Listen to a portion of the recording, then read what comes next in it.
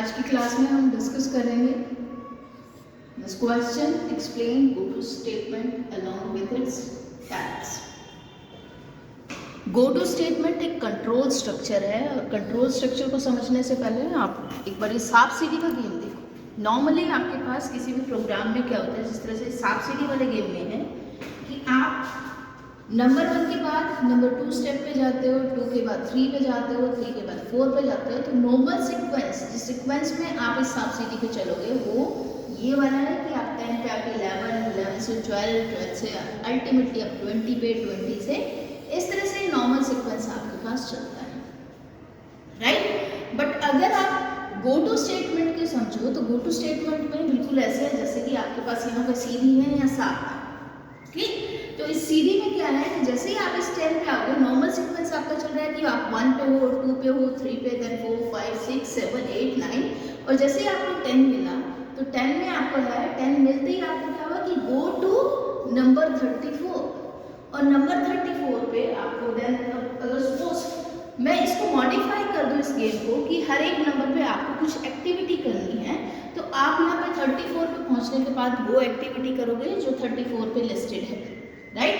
तो ये गो to statement क्या कर रहा है, तो नॉर्मल सीक्वेंस जो आपका ये वाला था उसमें एक जंप प्रोड्यूस कर रहा है नंबर 10 से 34 तक। सिमिलरली अगर मैं यहाँ से 34 से आगे चलूँ, 34 से आगे 35 पे, 36 पे, 37 पे क्या कर रहा है कि फिर से एक नॉर्मल सीक्वेंस को चेंज कर रहा है और आपको 37 से वापस 15 पे भेज रहा है, ठीक है। तो आप 35 से 15 पे बैक जंप कर रहे हो, यही काम आपके पास गो टू स्टेटमेंट का है। ये कहाँ पर क्या जंप होना है वो कंट्रोल स्ट्रक्चर कंट्रोल करता है। तो go to statement is a control structure that can be used to alter mean to change the normal flow of sequence, normal flow of program, ठीक है। तो go to statement is a control structure that can be used to alter the flow of control और the sequence of execution of statement in a program. यहाँ पर सांप सीढ़ी में sequence of execution, normal sequence of execution क्या था कि पहले सबसे पहले नंबर 1 पे जो लिस्टेड एक्टिविटी थी वो हो रही थी, फिर नंबर 2 पे जो लिस्टेड एक्टिविटी वो हो रही थी, नंबर 3 पे लिस्टेड एक्टिविटी, इस तरह से नॉर्मल सीक्वेंस में नंबर वाइज जिस सीक्वेंस में नंबर लिखे हैं उसी में हो रही थी। लेकिन अगर हम चाह रहे हैं कि हमारा ये सीक्वेंस चेंज हो एज पर दिस सीढ़ी और सांप, तो हम एक जंप प्रोड्यूस करते हैं। और जंप क्या प्रोड्यूस कर रहा है हमारे प्रोग्राम में, go to statement jump produce कर सकता है नॉर्मल एग्जीक्यूशन की सीक्वेंस को, ठीक है।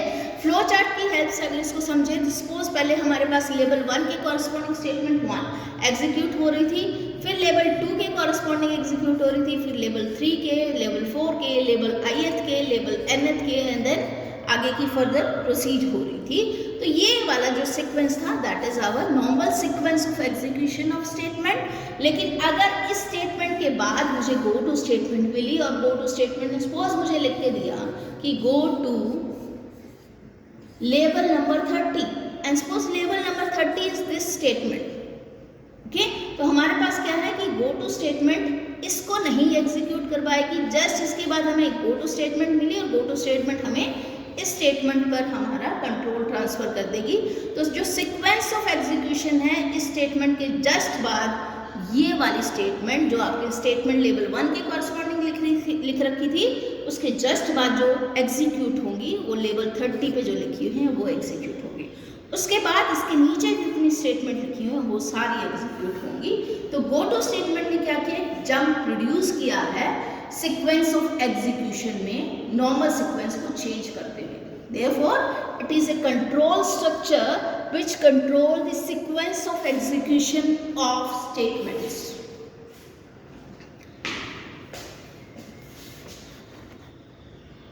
अब इसके टाइप्स पर चलते हैं। इसके टाइप्स जो हैं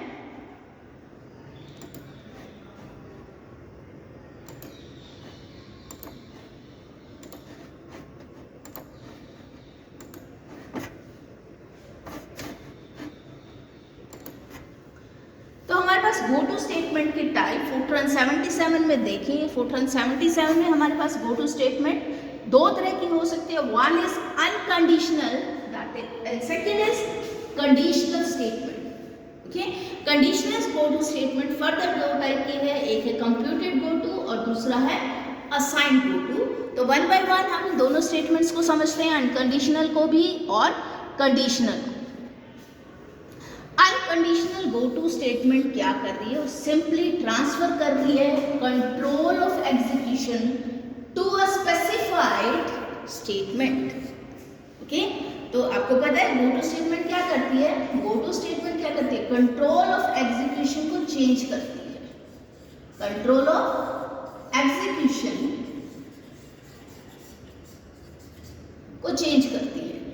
अब ये वाली जो अनकंडीशनल गो टू स्टेटमेंट है, ये कंट्रोल ऑफ एग्जीक्यूशन को एक स्पेसिफाइड स्टेटमेंट जो है वहां पे शिफ्ट कर देती है। और स्पेसिफाइड स्टेटमेंट हम कहाँ से करते हैं, हम इसको सिंटेक्स अगर हम देखें तो हम लिखते हैं गो टू लेबल।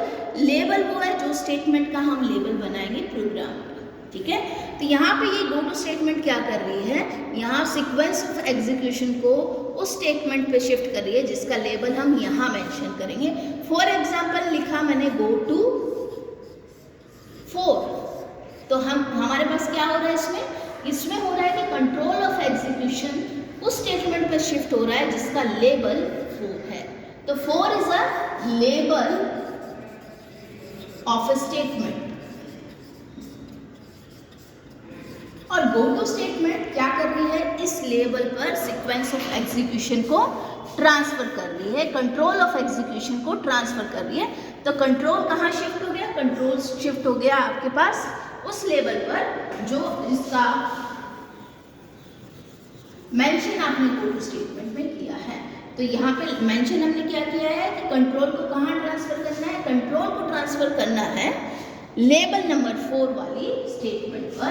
तो कंट्रोल इस स्टेटमेंट में कहाँ ट्रांसफर हुआ, जिसका लेबल 4 है उस वाली स्टेटमेंट पे ट्रांसफर हो गया है। और अब ये वाली स्टेटमेंट एग्जीक्यूट होगी नेक्स्ट टू द स्टेटमेंट जिसके बाद मैंने गो टू स्टेटमेंट लिखी हुई है, ठीक है। अब फर्दर इसमें एक है कि हम कभी भी कोई भी कंट्रोल स्टेटमेंट किसी भी टाइप की हो उसको हम इस तरह से यूज नहीं कर सकते कि वो किसी इफ ब्लॉक में या डू लूप में कंट्रोल को शिफ्ट करे फ्रॉम आउटसाइड। ये कभी नहीं करना। ये किसी टाइप की कंट्रोल स्टेटमेंट हो, ये सभी के लिए एप्लीकेबल है, तो ये गो टू स्टेटमेंट के लिए भी एप्लीकेबल है। तो ये एक ध्यान देने की बात है कि कभी भी हम ऐसे स्टेटमेंट प्रोग्राम में ना लिखें जो कंट्रोल को किसी इफ ब्लॉक में या डू लूप में ट्रांसफर कर दे, ऐसा नहीं लिखना। अब एग्जाम्पल के तौर पे गो टू स्टेटमेंट जो आपका अनकंडीशनल गो टू स्टेटमेंट है उसका एग्जाम्पल है ये। सपोज मैंने एक प्रोग्राम बनाया है जिसमें मैंने ए की वैल्यू लिखी 100.5, बी की वैल्यू लिखी 2 × a, सी की वैल्यू 5 + b, एंड देन ये मेरा वो है कंट्रोल स्टेटमेंट गो टू की जो अनकंडीशनल है।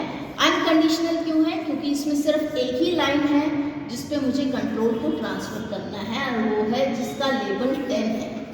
10 is a label of a statement.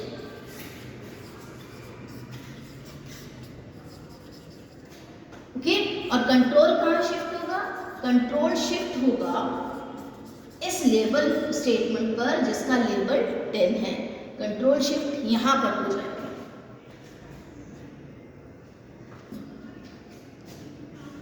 Right. तो हमारे पास कंट्रोल जैसे ही हमें ये स्टेटमेंट मिली गो टू 10, इसने क्या किया, इसको एग्जीक्यूट नहीं होने दिया। इसने सीधा का सीधा क्या किया कि जो ये हमारे 6 नंबर के कॉरस्पॉन्डिंग यहाँ पे लेबल हमने 10 लिख रखा है इस स्टेटमेंट का, D × A × C, इस पर शिफ्ट कर दिया। और जस्ट इस लाइन के बाद इसने कंट्रोल को शिफ्ट किया है और अब हमारे पास नॉर्मल एग्जीक्यूशन नहीं होके ये नॉर्मल एग्जीक्यूशन भी स्किप हुई है और लाइन आपके पास जिसका एग्जीक्यूशन हुआ है वो ये वाली लाइन है।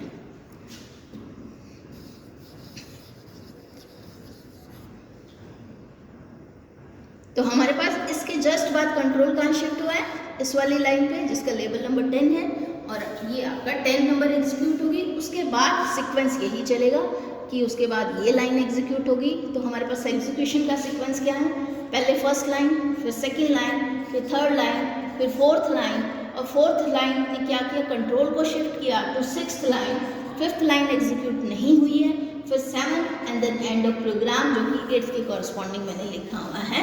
तो आपके पास सिर्फ ये लाइन जिनके मैंने यहाँ पे नंबर लिखे हुए हैं, ये नंबर प्रोग्राम का पार्ट नहीं है, जस्ट मैंने हमारी फाइल में वैसे ही लिखे हुए हैं। तो ये आपके पास शिफ्ट सीक्वेंस ऑफ एग्जीक्यूशन इस तरह से कि first line, second line, third line, fourth line, sixth line, seventh line and last में end of program corresponding to eighth line. अगर आपको एग्जाम में लिखना है तो इतनी सारी चीज़ें आपको पूरा का पूरा प्रोग्राम एग्जाम्पल के तौर पे लिखने की ज़रूरत नहीं है, ठीक है। अदरवाइज आपको याद करना, आप यूजुअली याद करते हो और याद करते हो तो आप मिस्टेक्स भी करते हो, तो मैं वो रिकमेंड नहीं करूँगी जहाँ पे आप चीज़ों को रटो। तो हम इसमें क्या कर सकते हैं, अब अगर हमें एक एग्जाम्पल प्रोग्राम लिखना है तो हम एग्जाम्पल प्रोग्राम में लिखेंगे, जो फर्स्ट लाइन है उसके कॉरस्पॉन्डिंग में 3 डॉट लगा देती हूँ। सेकेंड लाइन आपके पास ऑप्शनल है, 2 लिखो, 3 लिखो, 4 लिखो। तो सपोज मेरे पास 3 लाइनों के कॉरस्पॉन्डिंग मैंने 3 डॉट लगा दिया एंड देन लिखा go to statement, go to 10। फिर मैंने कुछ लाइनें और लिखी, एक ये उनकी जगह डॉट लगा दिया एंड देन 10 नंबर की लाइन में लिख रही हूँ यहाँ पर। तो हमारा कंट्रोल क्या कर रहा है, ये गो टू स्टेटमेंट कंट्रोल को शिफ्ट कर रही है इस लेबल पर जिसका 10 लेबल आपने लगा रखा वहाँ पर। तो हमारे हम एक प्रिंट स्टेटमेंट के थ्रू इस कमांड को लिखते हैं, प्रिंट, रीड भी लिख सकते हो लेकिन मैं प्रिंट लगा रही हूँ एग्जाम्पल में। कोई भी स्टेटमेंट आप यूज़ करोगे जो एग्जीक्यूटेबल हो, सिर्फ एग्जीक्यूटेबल स्टेटमेंट पर ही कंट्रोल जो है ट्रांसफर करना है गो टू स्टेटमेंट के कॉरस्पॉन्डिंग। तो ये एग्जीक्यूटेबल स्टेटमेंट लेवल 10 के कॉरस्पॉन्डिंग में लिख रही हूँ, यहाँ पे print star comma and then मैं सपोज लिखती हूँ हेलो। तो क्या हुआ, पहले लाइन ये वाली एग्जीक्यूट हुई, फर्स्ट वाली ऊपर वाली, फिर सेकंड वाली, फिर थर्ड वाली, and then go to statement मिला, फिर फोर्थ और 5 स्किप हो जाएगी एंड देन जो आपके पास 6th नंबर पे आपने लिखी है, 5th और 6th स्किप होगी, 7th पे जो लिखे 10 प्रिंट के कॉरस्पॉन्डिंग वो एग्जीक्यूट होगी, फिर उसके बाद आपने कोई और लाइन्स लिखी हैं वो एग्जीक्यूट होंगी एंड देन लास्ट में end of program. This is a sample program जो आप अपने एग्जाम में लिख सकते हो। तो इसकी बजाय ये जो मैंने प्रोग्राम आपको लिख के दिया, आप इसकी बजाय एग्जाम्पल में ये भी लिख सकते हो। दिस इज सफिशिएंट प्रोग्राम जो आप एग्जाम्पल के तौर पे एग्जाम में लिख सकते हो, राइट। अब अनकंडीशनल में क्या हुआ है कि सिर्फ एक ही लेबल है जिस पे ट्रांसफर हो रहा है आपका control using go to statement. अब हम लगाते हैं कंडीशनल स्टेटमेंट। कंडीशनल आपके पास 2 टाइप के गो टू स्टेटमेंट है, one is computed go to और दूसरा है असाइन गो टू। तो पहले कंप्यूटेड गो टू। अब इस कंप्यूटेड गो टू में गो टू स्टेटमेंट होगी ट्रांसफर करने के लिए कंट्रोल को, जो एग्जीक्यूशन का कंट्रोल है वो ट्रांसफर होगा to a some specified statement, लेकिन कहाँ पे शिफ्ट होगा, उस चीज़ को कंट्रोल करने के लिए हमारे पास एक एक्सप्रेशन, ओके। तो एक एक्सप्रेशन है वो कंट्रोल कर रहा है फ्लो ऑफ प्रोग्राम को। तो इस एक्सप्रेशन ने जो हम लिखने वाले हैं वो कंट्रोल को जो है प्रोग्राम की कंट्रोल को मैनेज कर रहा है। तो इसमें हमारे पास गो टू स्टेटमेंट में सिर्फ एक स्पेसिफाइड लेबल नहीं होगा, बहुत सारे लेबल होंगे और उस लेबल की लिस्ट में से हम एक को सिलेक्ट करने वाले हैं यूजिंग एक्सप्रेशन वैल्यू। तो जनरल इसकी फॉर्म की स्टेटमेंट देखो तो हमारे पास ये है गो टू स्टेटमेंट। पहले हमारे पास क्या मिला था, जब हमारे पास कंट्रोल था तो गो टू सम लेबल्स, कुछ 5 मैंने लिखा, 6 लिखा, 10 लिखा, 20 लिखा। तो ये गो टू स्टेटमेंट का नॉर्मल आपका सिंटेक्स था जो अनकंडीशनल था। लेकिन यहाँ पे अब हमारे पास ये जो पर्टिकुलर लेबल है उसकी जगह हमारे पास बहुत सारे लेबल हैं, label 1, label 2, label 3, label 4, comma से सेपरेटेड हैं सारे। तो एन लेबल्स मैंने लिस्ट, एक लेबल्स की लिस्ट बनाई हुई है और सिर्फ इन लेबल्स की लिस्ट में से एक लेबल जो है वो चूज होगा according to value of this expression. जो इस एक्सप्रेशन की वैल्यू आएगी उसके अकॉर्डिंग हमारे पास गो टू स्टेटमेंट फाइनल बन के आएगी। मान लो एक्सप्रेशन की वैल्यू हमारे पास एक्सप्रेशन और इसकी कुछ वैल्यूज मैं आपको लिख के दिखा रही हूँ एंड इसकी वैल्यू, ठीक है। एक्सप्रेशन की वैल्यू नहीं, लेबल की वैल्यू। लेबल क्या है, तो एक्सप्रेशन की वैल्यू सपोज आई 1, इंटीजर 1, तो हमारे पास कंट्रोल शिफ्ट हो जाएगा कौन से लेवल पे, जो लिस्ट में सबसे पहले लिस्टेड है उस पर। फिर अगर एक्सप्रेशन की वैल्यू 2 आई तो हमारे पास कंट्रोल शिफ्ट होगा लेवल 2 के कॉरस्पॉन्डिंग, अगर 3 आई तो लेवल 3 के कॉरस्पॉन्डिंग। एग्जाम्पल के तौर पे मैं आपको ये दे रही हूँ कि अब हमारे पास ये जो है इसमें बहुत सारे सपोज 5, 10, 11, 9, ये मेरे पास 4 है लिस्ट में वैल्यूज लेवल की, और यहाँ पे एक एक्सप्रेशन है n² - n, ठीक है। ये n² - n depending upon previous step में n की वैल्यू क्या है उसके बेस पे ये एक्सप्रेशन इवैल्यूएट हो जाएगा। और इसकी इवैल्यूएशन के बाद अगर इस एक्सप्रेशन की वैल्यू 1 आई तो हमारे पास कंट्रोल शिफ्ट होगा लेवल नंबर 5 के कॉरस्पॉन्डिंग, और ये जो आपके पास हमने लिखा हुआ है गो टू स्टेटमेंट, ये अपनी फॉर्म ले लेगी।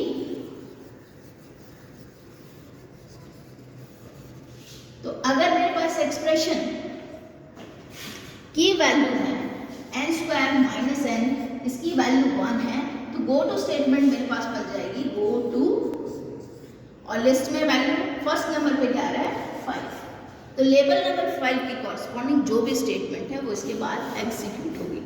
अगर मेरे पास एक्सप्रेशन की वैल्यू 2 आई तो आपके पास ये हो जाएगा गो टू लेवल नंबर, सेकंड नंबर पे हमने लिखा हुआ है 10, अगर आई 3 तो ये जो हमने सिंटेक्स लिखा हुआ है वो बन जाएगा गो टू 11। इस तरह से आपके अकॉर्डिंग कितनी आपने वैल्यूज यहाँ पे कितने लेबल्स उनमें से एक सिलेक्ट होगा। तो ऑप्शंस आपके पास बहुत सारे होंगे इसमें, लेकिन एक का सिलेक्शन होने वाला है एक लेबल का बेस्ड अपॉन एक्सप्रेशन वैल्यू। तो गो टू स्टेटमेंट में कहाँ पे कंट्रोल ट्रांसफर होने वाला है, ये किस चीज ने कंट्रोल किया है, ये एक्सप्रेशन ने कंट्रोल किया है। So this is a computed go to statement. Computed क्यों, क्योंकि इस एक्सप्रेशन की वैल्यू कंप्यूट हुई है मैथमेटिकली, जो है इस एक्सप्रेशन की वैल्यू निकाली गई है, और उसकी वैल्यू निकलने के बाद जो भी इंटीजर वैल्यू आ रही है उसके अकॉर्डिंग आपकी गो टू स्टेटमेंट शिफ्ट कर रही है कंट्रोल को। तो कंडीशनल गो टू है, कंडीशन क्या है, condition is given by an expression, और एक्सप्रेशन ही कंट्रोल कर रहा है इस गो टू स्टेटमेंट को।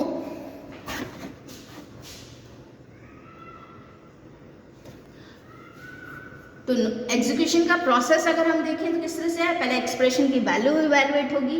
अगर एक्सप्रेशन की वैल्यू 1 है तो कंट्रोल ट्रांसफर होगा statement attached to the label 1 in the list. अगर 2 है तो कंट्रोल ट्रांसफर होगा label 2 attached in the list, and इसके बाद इसी तरह से बाकी प्रोसीड होगी।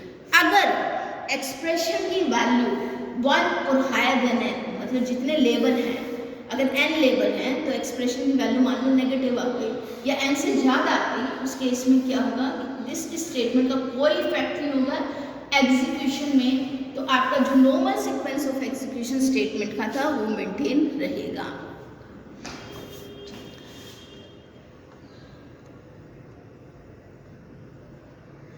इस पे एग्जाम्पल के तौर पे ये हमारी एक स्टेटमेंट है तो इसको मैं डॉट से लिख देती हूँ, सेकंड स्टेटमेंट है फिर से डॉट से लिख देती हूँ, थर्ड है फिर से डॉट से लिख देती हूँ, और नेक्स्ट स्टेटमेंट में हमें n की वैल्यू मिली है, हमने रीड की है। तो हमारा एक्सप्रेशन यहाँ पे क्या है, expression is simply n, expression is n। Expression कोई भी मैथमेटिकल एक्सप्रेशन हो सकता है, plus minus division sine theta cos theta किसी से भी कनेक्टेड हो सकता है। तो यहाँ पे मैंने सिंपल सबसे सिंपलेस्ट एक एक्सप्रेशन बनाया दैट इज n, और n मेरे प्रोग्राम में रीड हो रहा है इसके थ्रू। ओके, तो डिपेंडिंग अपॉन क्या वैल्यू n की आने वाली है, n की वैल्यू 1 है तो कंट्रोल शिफ्ट होगा 1 पे, 1 वाले में लेवल जो है दैट इज 10। अगर n की वैल्यू 2 है तो सेकंड नंबर पे जो लेवल लिस्टेड है वहाँ पे कंट्रोल ट्रांसफर होगा, 3 है तो 30 वाले लेवल पे। इसके बाद ये मैंने लिखा रीड, ये सिंटेक्स ऐसे ही फिक्स है, स्टार के बाद कोमा लगा के स्टार n, और उसके बाद फिर मैंने लिखा गो टू स्टेटमेंट।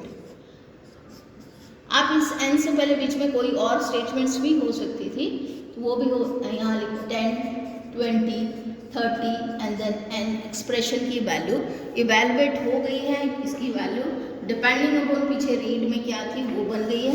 फिर मैंने कुछ और एक्सप्रेशन लिखे हैं, देन 10 वाली line, suppose 10 is print, change कर रही हूँ इसको, स्टार कोमा प्रिंट हेलो, ये मैंने 10 के कॉरस्पॉन्डिंग लिखी है। ओके, फिर नेक्स्ट एक और लाइन है, फिर 20 वाली सपोज आ गई, वहाँ पे मैंने लिखा print star comma and then hello की बजाय मैं यहाँ पे लिखूँ बाय,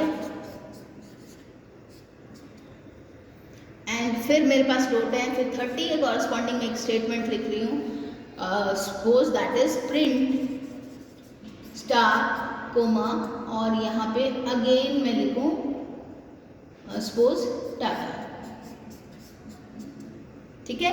एंड देन नेक्स्ट और स्टेटमेंट है और लास्ट में एंड ऑफ प्रोग्राम है। तो ये आपका एक सैम्पल प्रोग्राम है जो एग्जाम में आप इस तरह से भी लिख के आ सकते हो, बजाय कि इतना ये बिल्कुल एक्यूरेट बनाने के आप ये भी लिख सकते हो, ये भी काम करेगा आपको।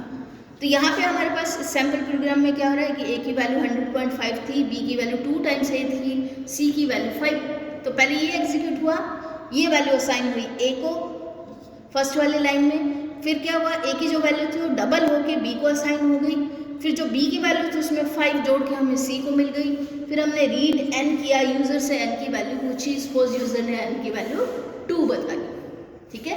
2 बताई तो कंट्रोल गो टू स्टेटमेंट ने कंट्रोल सेकंड वाले लेवल पे ट्रांसफर कर दिया, दैट इज 20। तो ये लाइन एग्जीक्यूट नहीं हुई, ये भी लाइन एग्जीक्यूट नहीं हुई, हमारे सीधा ये वाली लाइन एग्जीक्यूट होगी। उसके कॉरस्पॉन्डिंग डी की वैल्यू 2 टाइम्स ए सी है, ए और सी की वैल्यू जो थी वो इसमें यहाँ पुट होंगी और इवेल्युएशन होगी। फिर आपके पास लाइन नंबर 30 है, फिर से ये 30 एग्जीक्यूट होगी और डी की वैल्यू 3 टाइम्स ए सी कैलकुलेशन होगी, और लास्ट में जो डी की वैल्यू आई वो इस थ्रू प्रिंट स्टेटमेंट हमारे पास प्रिंट होके आ रही है, and this is physical end of the program. तो ये सिंपल एक मैंने प्रोग्राम बनाया है using control go to statement. तो यहाँ पे एक लिस्ट थी लेबल्स की, और उन लेबल्स की लिस्ट में से एक लेबल चूज किया गया है। तो लेबल की लिस्ट है हमारे पास एक, ये 4 है उस लिस्ट में वैल्यूज सेपरेटेड बाय कोमास, और डिपेंडिंग अपॉन यहाँ पे एक्सप्रेशन क्या है, एक्सप्रेशन को यूज करके कंट्रोल शिफ्ट हुआ है सिर्फ एक लेबल पे इनमें से। ओके, तो गो टू स्टेटमेंट नॉर्मली आपने लिखा था सिर्फ एक लेबल के लिए जो अनकंडीशनल थी, यहाँ पे बहुत सारे लेबल अवेलेबल हैं, उनमें से सिर्फ एक चूज होगा, और चूज किसके बेस पे होगा, एक्सप्रेशन के बेस पे होगा। अब है assign go to. Assign go to में भी बिल्कुल सिमिलर आपके पास सिंटेक्स है, इसमें क्या आपके पास बहुत सारे लेबल अवेलेबल हैं ऑप्शंस में, label 1, label 2, label 3, label n। ये 1 2 3 n मैं लिखना भूल गई, आप लिख लेना। And then go to integer value, यहाँ पे इंटीजर एक वेरिएबल है, और इसमें ये वेरिएबल पहले हमारे पास लेबल की पोजीशन आती थी एक्सप्रेशन। पिछले वाले में जब हमने कंप्यूटेड गो टू किया तो एक्सप्रेशन की वैल्यू जो है वो पोजीशन देती थी लेबल्स की, लेकिन यहाँ पे इंटीजर वेरिएबल जो है वो एक्चुअल वैल्यू देगा लेबल की। ओके, तो यहाँ पे एक्चुअल वैल्यू मुझे मिलने वाली है लेबल की, तो ये इंटीजर वैल्यू लेबल वैल्यू देगा। ओके, तो सिमिलरली जैसे पिछले में हुए थे, हमारे पास बहुत सारे ऑप्शंस थे लेबल के, और उनमें से एक चूज करना था, यहाँ भी हमें एक चूज करना है, लेकिन वो चॉइस किस बेस पे होगी, वो डिपेंडिंग अपॉन इंटीजर वेरिएबल होगी। तो इंटीजर वेरिएबल की वैल्यू हम कहाँ से पता करेंगे, इससे पहले कहीं ना कहीं प्रोग्राम में हमें एक लाइन लिखनी पड़ेगी कि assign label to integer value. इस लेबल फॉर एग्जांपल यहाँ पे लेबल के जगह हम कुछ सब्स्टिट्यूट करने वाले हैं, सपोज यहाँ पे लेबल की लिस्ट 10, 20 एंड देन 50। ओके, और मैं यहाँ पे assign 20 to integer variable, suppose integer variable में आई लिख रही हूँ, नाम है आई। तो यहाँ पे कॉरेस्पॉन्डिंग स्टेटमेंट बन गई assign 20 to I, and then go to, यहाँ पे इस इंटीजर वेरिएबल की जगह मैंने लिखा आई, गो टू आई। ठीक है, गो टू आई, और आई की वैल्यू क्योंकि 20 है तो ये आई की वैल्यू कहाँ शिफ्ट करेगी लेबल्स को, तो ये स्टेटमेंट इक्विवेलेंट स्टेटमेंट हमारे पास बन के आएगी कि गो टू 20। जो आपने आई की वैल्यू यहाँ से आ रही है वही इस गो टू में सब्स्टिट्यूट हो जाएगी, तो ये इक्विवेलेंट है गो टू 20। तो यहाँ पे अकॉर्डिंग टू इंटीजर वेरिएबल अगर मुझे यहाँ पे लेबल 30 असाइन कर रही हूँ तो स्टेटमेंट बन के आ जाएगी गो टू 30। ओके, तो ये इंटीजर वेरिएबल को पहले हम एक लेबल असाइन करेंगे थ्रू असाइनमेंट स्टेटमेंट, और उसके बाद हम गो टू स्टेटमेंट को यूज करेंगे कि go to that integer variable I जो पहले हमने जिसको लेबल असाइन किया। ये चीज़ें इसका मतलब ऑप्शनल है, राइट। अगर ये लिस्ट ना भी बनाओ तो भी ये वर्क करेगा, आप यूज करके देख सकते हो। असाइन गो टू में और फर्दर एक कोमा यहाँ पे लगा हुआ है, ऊपर भी लगा हुआ था एक्सप्रेशन से जस्ट पहले कंप्यूटेड गो टू में, वहाँ भी एक कोमा था। ये ऑप्शनल कोमा है, आप ना भी लगाओ तो प्रोग्राम में कोई एरर नहीं आएगी, ठीक है। तो a label must be assigned an integer value before using assign go to. तो असाइन गो टू सिर्फ यही स्टेटमेंट है, लेकिन इसमें आपको लेबल इंटीजर वेरिएबल को असाइन करने के लिए एक स्टेटमेंट यूज करनी पड़ती है, असाइन स्टेटमेंट। तो ये दोनों जो असाइन गो टू है वो हमेशा ही वर्क करता है with assign statement, right. Example इसके लिए असाइन गो टू के लिए मैंने यहाँ लिखा फर्स्ट लाइन में असाइन 22 आई। आई क्या है? आई वो इंटीजर वेरिएबल है जो हमने यहाँ पे लिखा हुआ है, वो इंटीजर वेरिएबल आई मैंने यहाँ पे वैल्यूज को नाम दिया है।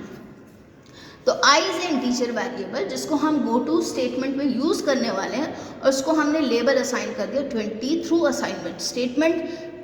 फिर हमने एक लाइन लिखी है, ये ए की वैल्यू कुछ लिखी है, फिर बी की वैल्यू लिखी है, फिर सी की वैल्यू इवेलुएट करवाई है, and then this is assign go to statement जो लिखा है गो टू आई, और ब्रैकेट में आपके पास वो लेबल ऑप्शन अवेलेबल है जो आई की वैल्यू ले सकती है।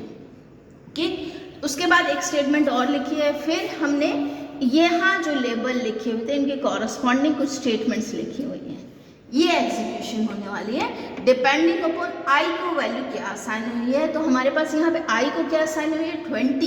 20 असाइन हुई है, तो हमारे पास ये जो स्टेटमेंट है एग्जीक्यूशन होगा। तो हमारे पास एग्जीक्यूशन का क्या सीक्वेंस बन जाएगा गो टू स्टेटमेंट के लिए?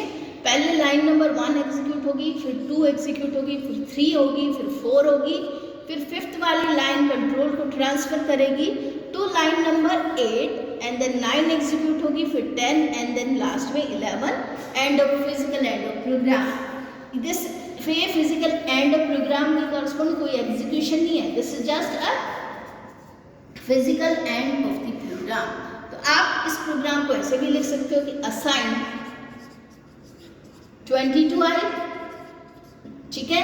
देन आपने कोई स्टेटमेंट लिखी, फिर कोई स्टेटमेंट लिखी, फिर कोई स्टेटमेंट लिखी, फिर मैंने लिख दिया गो टू आई 10, 20, 30। एग्जाम्पल के तौर पे आप प्रोग्राम को ऐसे भी लिख के आ सकते हो। देन कोई स्टेटमेंट लिखी, फिर मैंने 10 पे कोई स्टेटमेंट लिख दी, सपोज लिखा प्रिंट स्टार कोमा कोट्स में हेलो।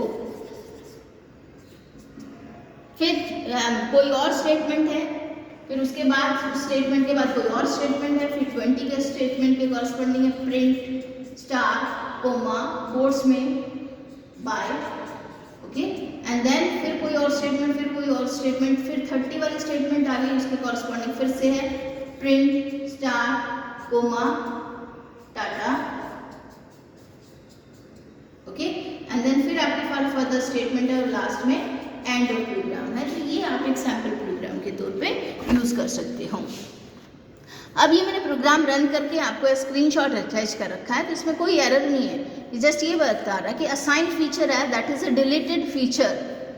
अब जो है 95 में वो डिलीटेड फीचर है, that is feature of Fortran 77। Similarly assign go two is a deleted feature of Fortran 95 का कंपाइलर यूज करके प्रोग्राम को रन किया है, फिर भी ये प्रोग्राम एग्जीक्यूशन हुआ है और रिजल्ट आपके पास ये वाला आया है।